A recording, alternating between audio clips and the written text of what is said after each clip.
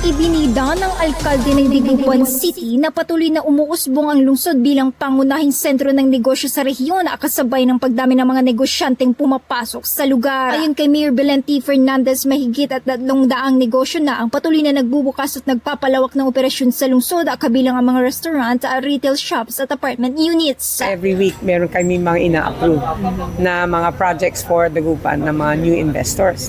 At hindi lang po mga restaurants, mga stores, pati dumadami po ngayon ang mga apartments kasi ang dami-dami hong estudyante na dito nag-aaral. We have more than 300 na negosyante po na nagbubukas sa ating syudad. Ito ay matapos ang groundbreaking ceremony ng isang panibagong fast food chain sa lungsod noong Hunyo 30. Kabilang sa mga dahilan ng pagdami ng investors ayon sa alkalde ay ang mabilis na proseso ng business permit applications na batay umano sa investment board. Binibigyang din na pinagtutuunan ng lungsod ang job creation para sa mga kabataan. Sinabi ni Fernandez na 250 million pesos taunang pondo ang inilalaan para sa scholarship program ng lungsod kada taon kung saan parte ng isinusulong ang sapat na kwalipikadong workforce sa hinaharap. Kaugnay nito, hinimok ng alkalde ng mga investors at publiko na patuloy na tangkilikin at magnegosyo sa Dagupan City na aniyaya bukas para sa lahat ng oportunidad. Kasama mo mula rito sa IFM News Dagupan, ito sa Ido Denise Brillante, Tatak IFM.